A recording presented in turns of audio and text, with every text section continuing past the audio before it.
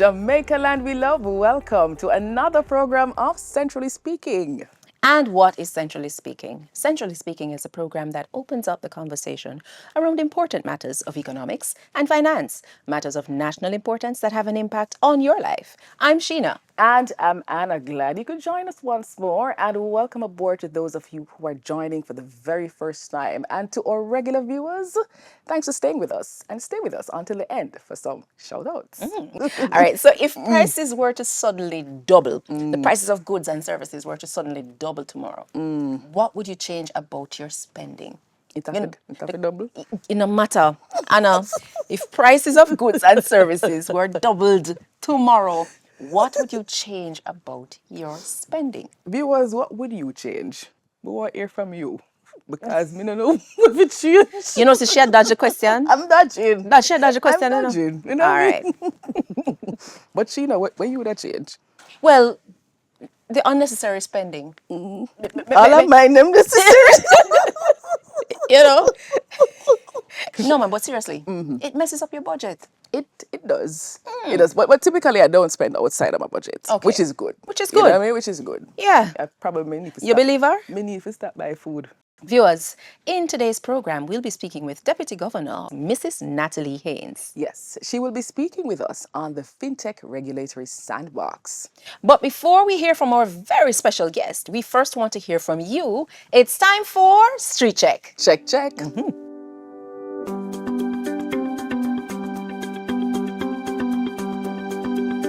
Well, I guess the small businesses, they put back money into the Jamaican economy and they just grow small businesses better in terms of you have the ability to see who you're buying from, and it's like you relate to that person because you're looking at them and saying, oh, that could be me and I would want that person to support me. Not only the big businesses can bring profits in to the country, but these small businesses are created by young people, you know, and it's very essential to our economy. So it increases the employment rate, better to say, right? And we now have more persons being employed, so therefore there's more money plugging into the economy, because the more resources we pull into the economy, the more output we get. Small businesses to the Jamaican economy, or in fact any economy, is very, very important. Small businesses employ people at all levels. It encourages young people to launch out. It is like a mushrooming for bigger business. So small business is an energizer for the Jamaican economy. And as always, it's so great to get answers from the streets. Thanks, Jamaica. So we leave the streets to dive into a concept that's been gaining serious traction across global markets, the Fintech Regulatory Sandbox. Now, you may hear the term and think it sounds very technical, but don't worry. Our guest today, no stranger to Centrally Speaking, she'll break down exactly what it's all about. We're talking about Deputy Governor Natalie Haynes. Welcome her. Welcome to Centrally Speaking. Thank you, Anna. Thank you, Sheena, again. Welcome back. Welcome back. You know, I think you're taking over the title. I need a long service award. Well, we are talking about something different today. Yes. Gosh.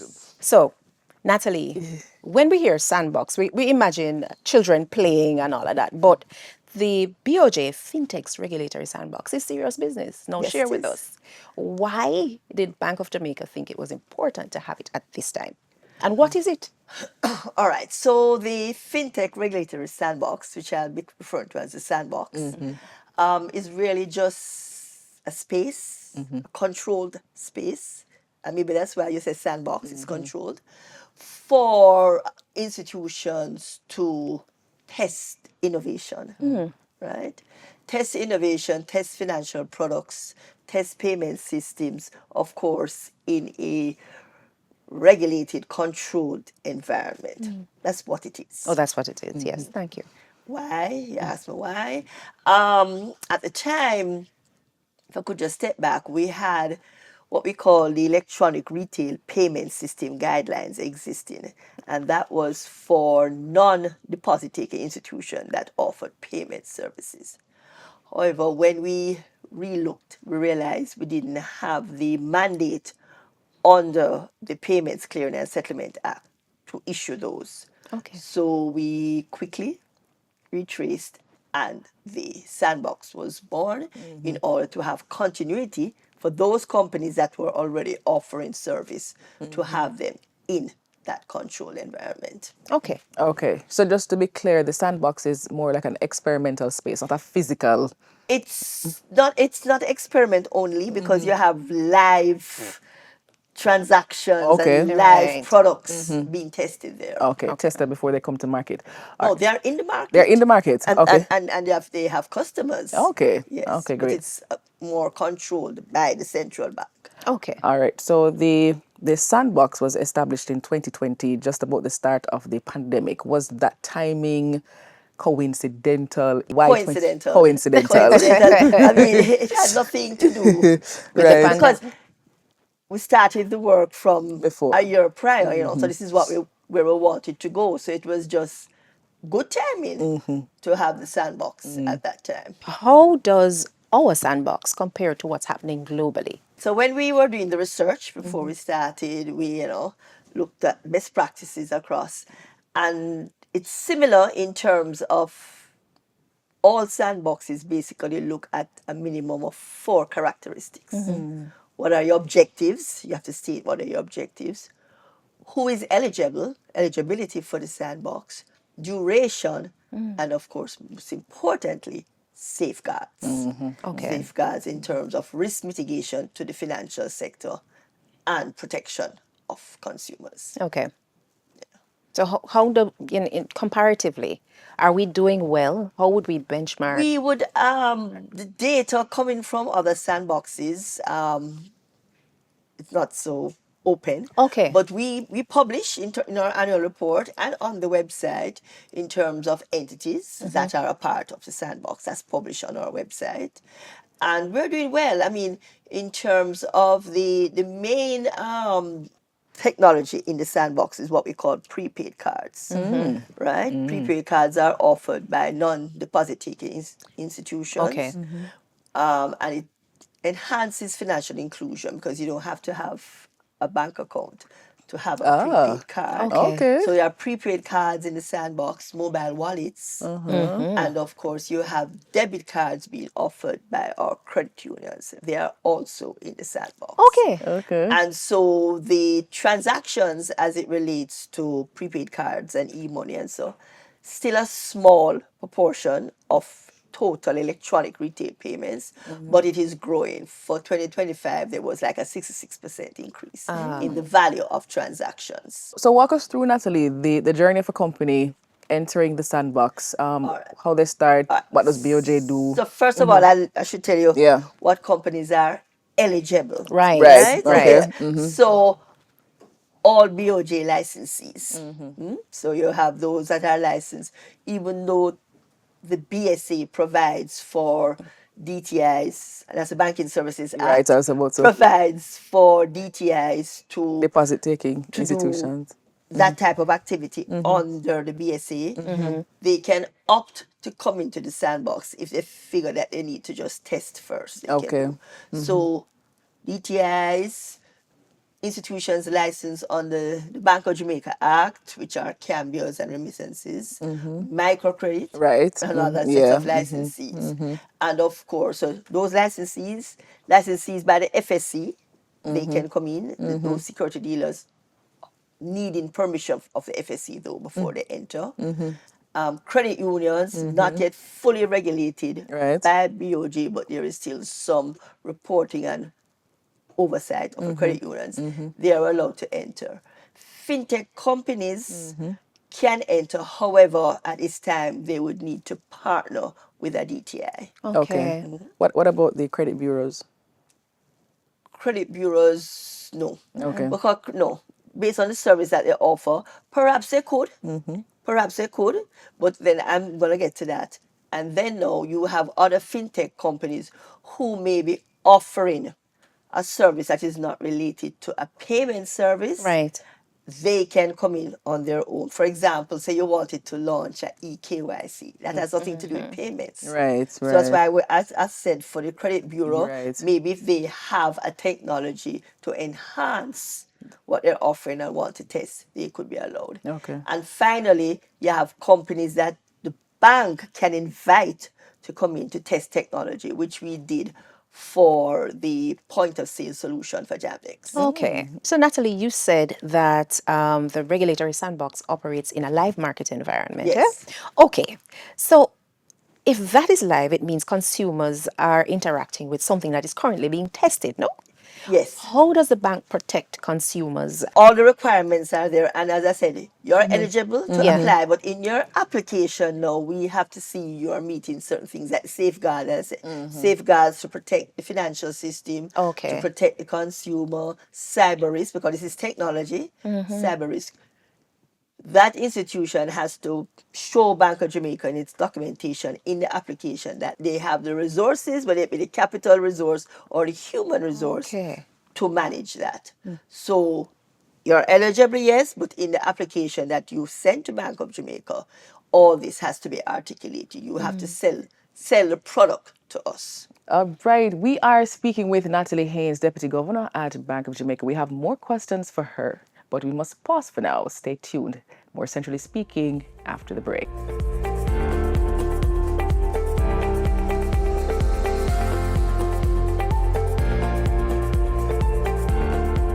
Welcome back to Centrally Speaking. We resume our conversation with Mrs. Natalie Haynes, Bank of Jamaica Deputy Governor in charge of financial markets and payment systems.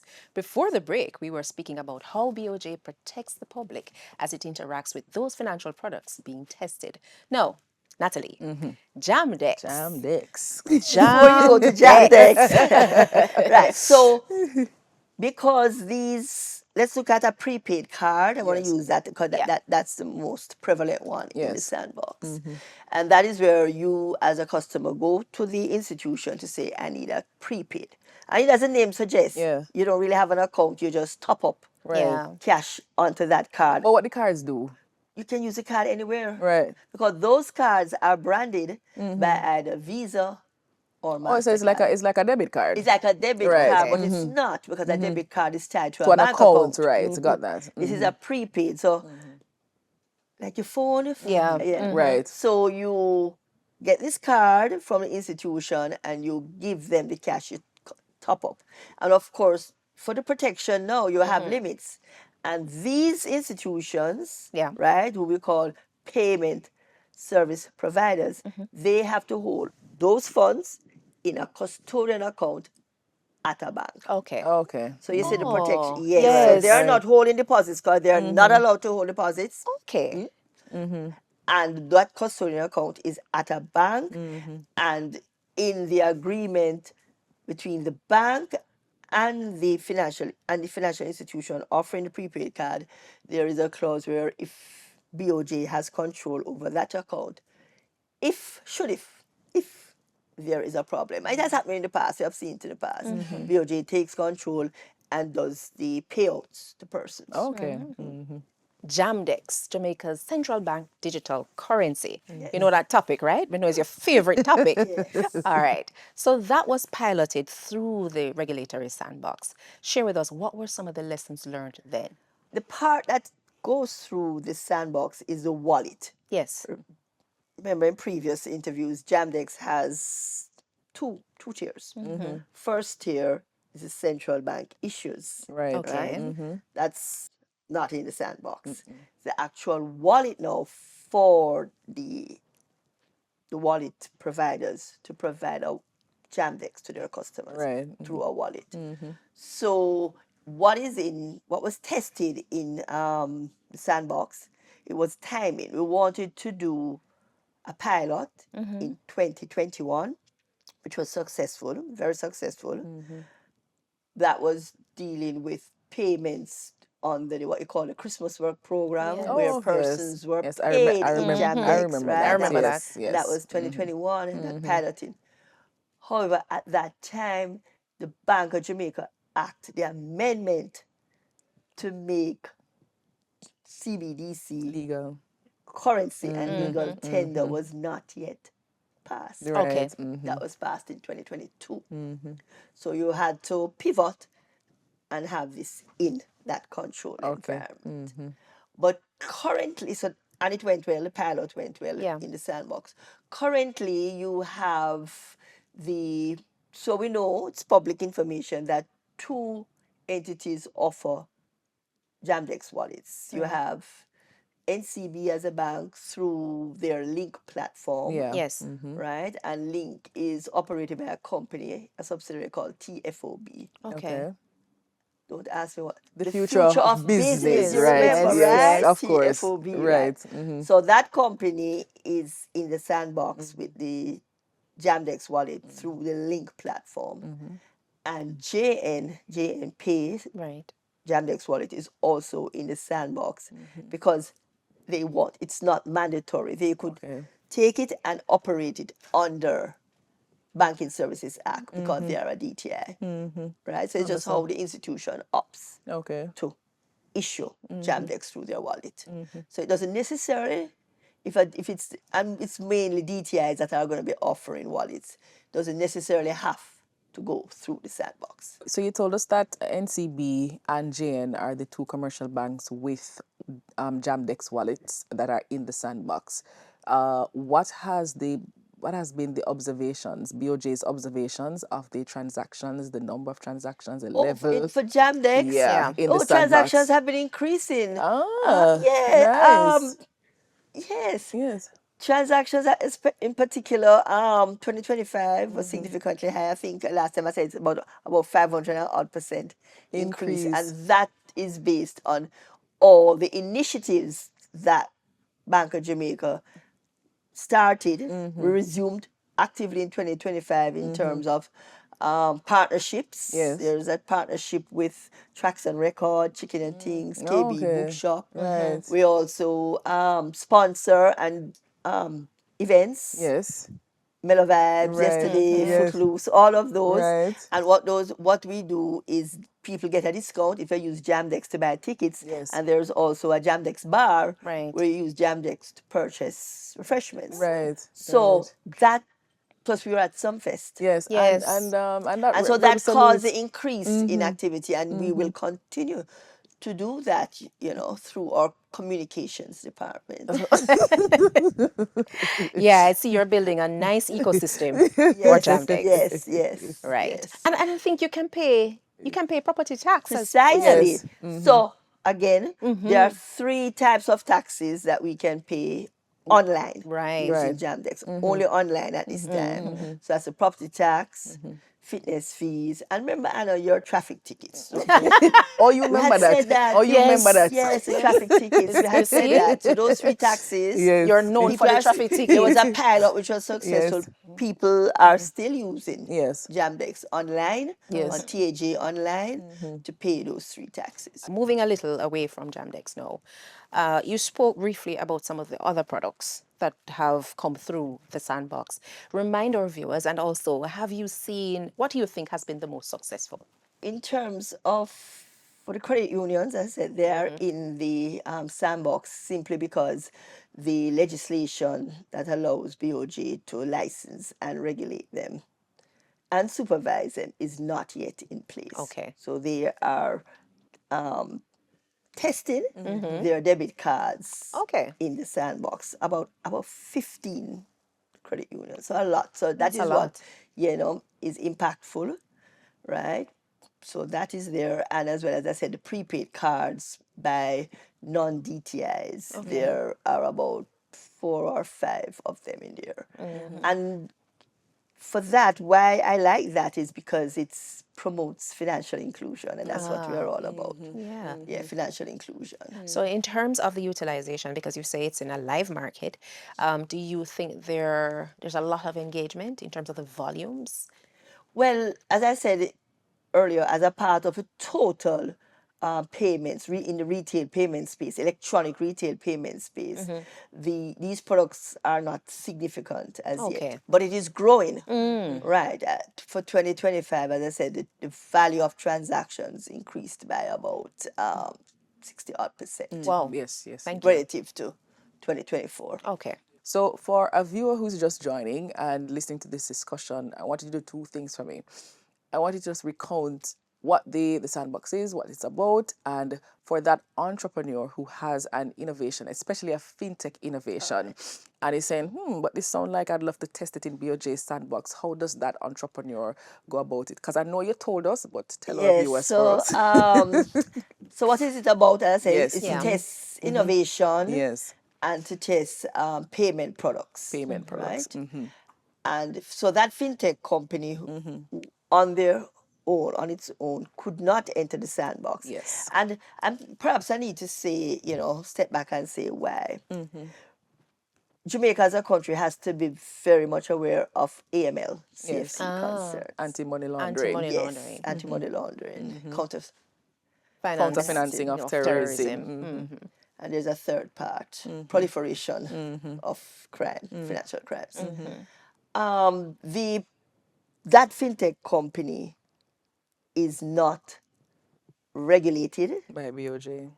not even by FSC or so. So there is no competent authority Okay. as it relates to AML CFT. I see. Okay. So what you want, as I say, in terms of risk mitigation and to protect Jamaica as a whole in the financial space, they partner with a deposit-taking institution, because we are assured that the DTIs have excellent AML safety framework in place. So we say, partner with DTI, come in, a joint application, say, yes, I'm partnering with you to launch this innovation, if you so desire. But if on the part of the DTI, how does that DTI determine whether or not they want to partner with this fintech They would have company? to do their own due diligence. Okay. Yes. You can't go to a DTI and say, Right. oh, partner with me. No. Right. The DTI would have to do their due diligence in terms of the company, because we also AML safety, but fit and proper Fit and proper. of the relevant persons of the company. All that is done. So if you are already regulated by BOJ or FSC, that fit and proper Is already taken is care already of. taken care of. Ah. Right, but a fintech company now, we would do the fit and proper even if you're still partnering with the DTI. But you can't come in on your own as it, unless that product is not related to payments. Okay. Because remember, for payments, we have to protect the consumer. Yes. So, but if it's a EKYC or some other platform that is not promoting payments, or the platform is designed to accept payment products that are already approved, then we would look at it on a case-by-case basis and determine. And Okay. EKYC there means electronic know your customer process. Yes. Okay. Natalie, always insightful having you here on set. Class is in session. We want to thank you for the lessons that you have imparted, as always. And we look forward to seeing you again on Centrally Speaking. Thank you so much. Happy to be here. All right.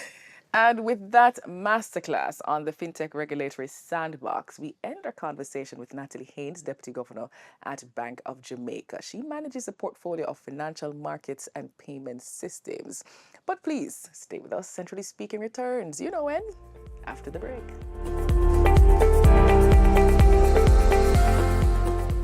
Natalie Haynes, Deputy Governor of Bank of Jamaica, who manages a portfolio of financial markets and payment systems, gave a masterclass in the Fintech Regulatory Sandbox. From that discussion, we are now at the Fast Facts. Number 1.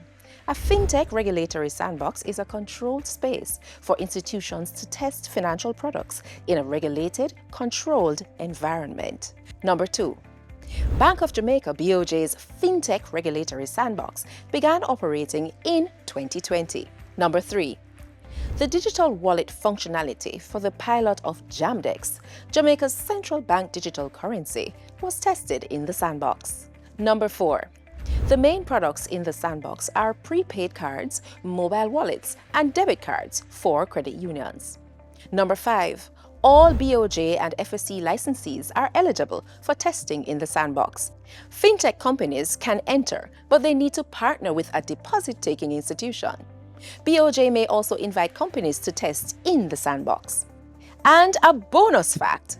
The sandbox operates in a live market environment, meaning real consumers could interact with products that are still being tested, with safeguards to mitigate risks and protect consumers. And that's it for our Fast Facts. Can you believe it? That's our program for this week. But before we go, we want to do some shout outs to our special viewers. Miss Patsy Leslie from Sandy Bay in Clarendon. Thanks for watching. Brenda Lynn Spence, your daughter Debbie says you watch a program every week. You don't miss an episode. All right. Keep on watching Centrally Speaking. And Mr. Glendon Greaves, sir, good evening from your son Iba Mar in Cheesefield in Linstead. Thanks so much for watching. And to the rest of our viewers, keep watching Centrally Speaking. Follow us on X and Facebook at Central Bank JA, at Central Bank Jamaica on Instagram, and on BOJ's YouTube channel. You can also visit our website at www.boj.org.jm. We also invite you to send in your questions on X or Facebook. And of course, watch Centrally Speaking next week at the same time, right here on your station, when we will have another special guest. I'm Anna. And I'm Sheena. Thanks for watching. Centrally Speaking is a production of Bank of Jamaica.